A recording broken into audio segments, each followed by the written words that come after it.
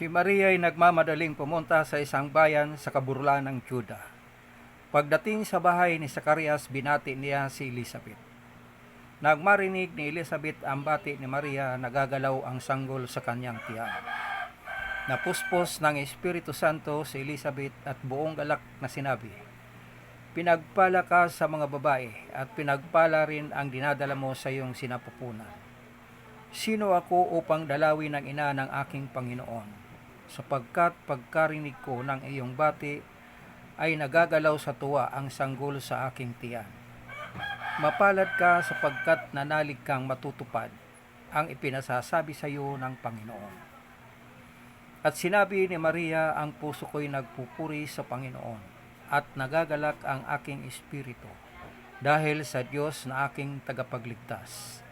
Sapagkat nilingap niya ang kanyang abang alipin, binusog niya ng mabubuting bagay ang mga nagugutom, at pinalayas niyang wala ni anuman ang mayayaman.